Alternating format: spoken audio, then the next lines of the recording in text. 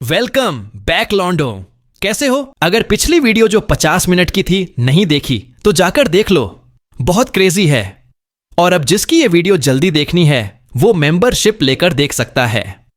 मैंने अभी डाली नहीं है लेकिन कल तक 3 वीडियो आ जाएंगी मेंबर्स पर और नॉर्मल व्यूअर्स को 1 वीडियो डेली मिलेगी। तो भाइयों प्यार बनाए रखो, सुपर चैट और हाई पॉइंट मत भूलना। चलो शुरू करते हैं। नारुतो ने धीरे से अपना दायां हाथ उठाया और एक गहरी मुस्कान के साथ बोला, बाहर की दुनिया में मेरा असली शरीर बस इस हथेली को बढ़ाएगा तो मैं और सासके मिलकर तुम्हें फिर से सील कर सकते हैं। और अगर तुम चाहो तो बस अपनी उंगली से एक किलिंग ऐश बोन निकालो और मेरा अंत यहीं कर दो। तो क्या कहती हो? एक साफ सुथरा अंत चाहोगी? कागुया कुछ पल चुप रही, फिर हल्के स्वर में बोली, तुम मुझे सील नहीं करोगे है ना? नारुतो ने सिर हिलाया, हल्के से मुस्कुराया और कहा, अगर मुझे तुम्हें सील करना ही होता तो मेरे पास पहले ही बहुत मौके थे, अब तक का इंतजार करने की जरूरत नहीं थी। उसने आगे कहा, तुम जानती हो वो नाम जिससे हम दोनों डरते हैं, ओत्सुत्सुकी ओनोकी नो कामी यानी द ग्रेट अर्थवुड गॉड। ये नाम सुनते ही कागुया की आंखें चौड़ी हो गईं। वो चौंक कर नारुतो की ओर मुड़ी। तुम इस नाम के बारे में कैसे जान सकते हो? ये तो हमारे कबीले का सबसे पवित्र रहस्य था। नारुतो ने गहरी सांस ली, उसकी आवाज में भारीपन था, क्योंकि मैं भी एक बार तुम्हें सील कर चुका हूँ। उस समय इस दुनिया में कई दशकों की शांति आई थी, लेकिन उसके बाद तुम्हारी जाति के लोग आए और उन्होंने सब कुछ तबाह कर दिया। जो कुछ भी मेरे लिए कीमती था वो सब उस अर्थवुड गॉड के हाथों नष्ट हो गया। कागुया की आंखों में कंपन हुआ। क्या तुम वही हो? नारुतो की नजरें धुंधली और थकी हुई लग रही थी। वो बोला, मैं वो आत्मा हूँ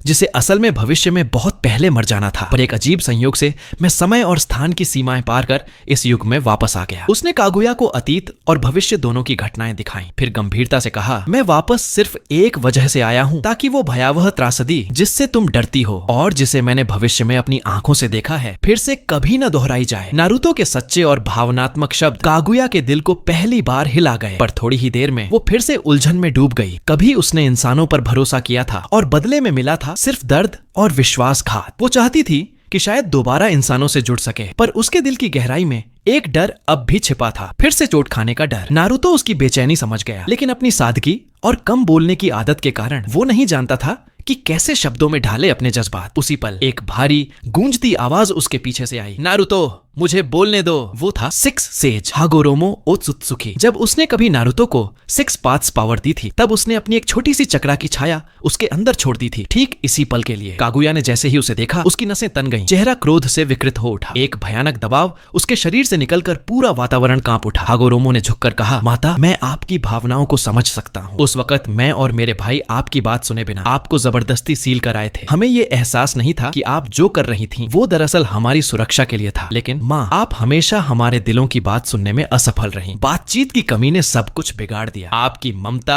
और सुरक्षा हमारे लिए बन गई आपकी हठधर्मिता। कागुया कुछ पल के लिए कुछ नहीं बोली, उसकी आंखों में एक हल्की नमी थी। हागोरोमो आगे बोला, आप एक दयालु माँ थी लेकिन एक अच्छी संवादक नहीं। अगर हमारे रिश्ते में थोड़ी और समझ और बातचीत होती तो शायद इतनी तबाही कभी नहीं होती। कागुया ने हल्की उदासी के साथ कहा, अब ये सब कहने का क्या मतलब है? अब लौटना नामुमकिन है। इस धरती के लोग मुझे अब सिर्फ एक राक्षस समझते हैं। हागोरोमो ने धीरे से सिर हिलाया और अपना हाथ नारुतो की ओर बढ़ाते हुए बोला, नहीं माँ अभी भी देर नहीं हुई है। हागोरोमो ने अपनी बात जारी रखते हुए नारुतो की ओर इशारा किया, माँ इस लड़के को देखिए, मुझे पूरा यकीन है कि इसमें वैसा सोच नहीं है जैसा आप डरती हैं। ये उसी धरती के लिए लड़ रहा है जिसे आप कभी प्यार करती थीं। खतरे जानते हुए भी इसने आपको मुक्त करने का फैसला किया, क्योंकि इसके अंदर वो ताकत है जो इंसानों के दिलों को बदल सकती है। मुझे विश्वास है इसकी राहनुमाई में एक दिन लोग आपको फिर से स्वीकार करेंगे। इसी दौरान बाहरी दुनिया में नारुतो और कागुया अब भी आमने सामने जमे हुए थे। सास्के और बाकी सभी उस जगह खड़े थे जहां तक किलिंग ऐश बोन्स नहीं पहुंची थीं, और वे तनाव से पूरा दृश्य देख रहे थे। मदारा ने भौं सिकोड़ते हुए कहा, कागुया ने चक्रा सोखना बंद कर दिया है। आखिर नारुतो के साथ वहां हो क्या रहा है? अचानक ट्रूथ सीकिंग ऑर्ब्स जो फैल रहे थे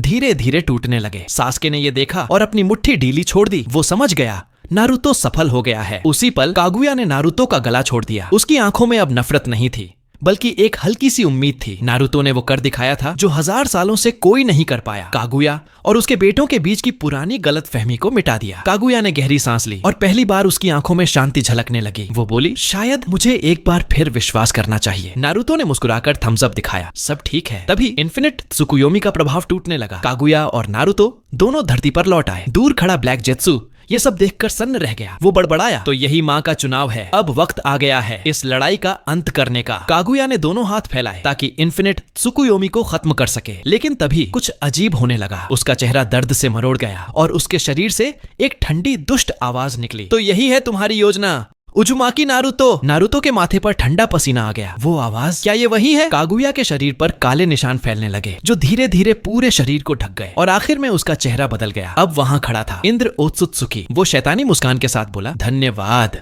नारुतो, तुम्हारे कारण कागुया कमजोर हुई और मैं उसकी चेतना पर पूरी तरह हावी हो सका। अब मैं वापस आ गया हूँ। नारुतो पीछे हट गया, चेहरे पर गहरी चिंता थी। इंद्र की आंखें अब पहले जैसी नहीं थीं। रिनेगन की जगह अब उसके पास एक शुद्ध ब्याकुगन था जो विकसित होकर और भी शक्तिशाली तेंसेगन बन चुका था। उसके माथे पर खुली थी एक 9 टोम रिनेगन। वो हवा में तैरते हुए ऊपर से नारुतो की ओर देखता हुआ बोला, भविष्य का मरा हुआ इंसान जो अतीत में लौट आया है, क्या तुम सच में खुद को किसी देवता से कम समझते हो और मुझे इंद्र को सिर्फ अपनी योजना का मोहरा बना दिया? नारुतो उसकी ओर मुड़ा, चेहरे पर गंभीर लेकिन शांत भाव था। इंद्र, तुम मेरी उम्मीद से कहीं ज्यादा आगे निकल चुके हो। सच कहूं तो तुम्हारा इस तरह मिट जाना वाकई अफसोस की बात होगी, लेकिन अगर अब तुम्हें सच पता चल गया है तो क्यों ना हम मिलकर उस असली दुश्मन का सामना करें, ओत्सुत्सुकी देवता से। इंद्र ने ठंडी हंसी छोड़ी।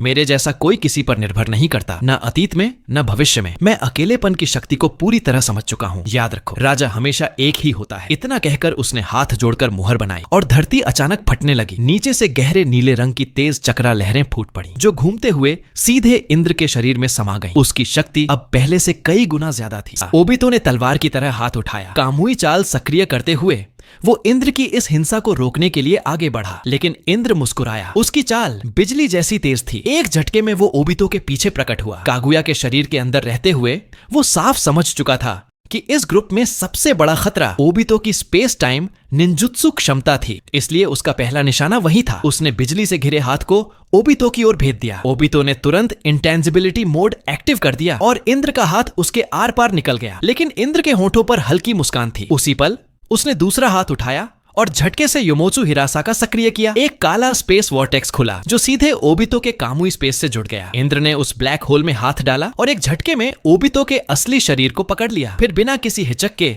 एक किलिंग ऐश बोन उसकी छाती में घोंप दी। वॉर इतना तेज था कि ओबितो को कामुई एस्केप का मौका भी नहीं मिला। उसकी आंखें फटी रह गईं। उसे यकीन नहीं हुआ कि इंद्र ने सिर्फ एक पल के संपर्क में ही उसके शरीर की सटीक लोकेशन कामुई स्पेस में गणना कर ली थी। इंद्र ने व्यंग्य से मुस्कुराया, दूरी को पार करके महसूस करना, यही तो टेंसेगन की शक्ति है। नारुतो दौड़ कर आया और ओबितो को थाम लिया। उसका शरीर धीरे धीरे ऐश बोन की दरारों से टूटने लगा। नारुतो का चेहरा टूट गया। उसने तुरंत अपनी यांग पावर से ओबितो को बचाने की कोशिश की, लेकिन ओबितो ने उसकी कलाई पकड़ ली। नारुतो, अब छोड़ दो। तुमने मुझे 2 बार इस निराशा भरे संसार से आजाद किया है, मगर अफसोस, मैं आखिर तक तुम्हारे साथ नहीं रह पाऊंगा। वो मुस्कुराया, अपना चक्रा बचाकर रखो। इंद्र से लड़ने के लिए मुझे यकीन है तुम जरूर जीतोगे। ओबितो की देह धीरे धीरे राख में बदल गई। नारुतो की आंखों से आंसू बह निकले, पर वक्त ने उसे शोक का मौका नहीं दिया। ऊपर आकाश में इंद्र ने दोनों हाथ फैलाए। हेवेनली ऑर्ब की ऊर्जा उसके चारों ओर इकट्ठा होने लगी। नारुतो तुरंत सास्के के पास पहुंचा और फ्लाइंग राइजन मार्क सक्रिय करके उसे दूर valley of the flying thunder God में टेलीपोर्ट कर दिया। अचानक खुद को वहां पाकर सास्के चौंक उठा। आसमान की ओर देखकर चिल्लाया, नारुतो तू कर क्या रहा है? लेकिन नारुतो का फैसला पक्का था। अब जब ओबितो नहीं रहा तो अगर सब एक ही स्पेस में फंस गए तो उनका बच निकलना लगभग नामुमकिन होता। आगे क्या है कोई नहीं जानता था, इसलिए नारुतो ने तय किया वो खुद मदारा के साथ आगे बढ़ेगा और इंद्र के इस हेवेनली ऑनर्ब स्पेस की सच्चाई जानेगा। जैसे ही इंद्र ने हेवेनली ऑनर्ब एक्टिव किया, नारुतो और मदारा दोनों एक चमकदार लहर में गिरकर एक अनजान जगह पहुंच गए। रेत से भरा हुआ रेगिस्तानी स्पेस, चारों तरफ फैलती सुनहरी रेत जहां तापमान लगभग 70 डिग्री था और गर्म हवा में सब कुछ धुंधला दिख रहा था। नारुतो ने अपना गोल्डन क्लोक जलाया और मुस्कुराते हुए बोला, मदारा अंकल, सच कहूं तो इस बार मुझे भी यकीन नहीं कि जीत पाऊंगा। ये रेत का संसार शायद हम दोनों का आखिरी मैदान हो। मदारा ने अपने बैटल आर्मर की पट्टियां कस लीं, हथेलियां चटकाई और मुस्कुराया। इतने वक्त बाद फिर से असली लड़ाई की गंध आ रही है। ऊपर आसमान में इंद्र तैर रहा था, ठंडी नजर से दोनों को नीचे देखता हुआ। आखिरी जंग अब शुरू होने वाली थी। बस इतना ही था आज का वीडियो। जिसको जल्दी वीडियो देखनी है वो जल्दी से मेंबरशिप ले लो। अपना प्यार बनाए रखो। हाई पॉइंट और सुपर चैट मिस मत करना गाइस। मिलते हैं अगली वीडियो में।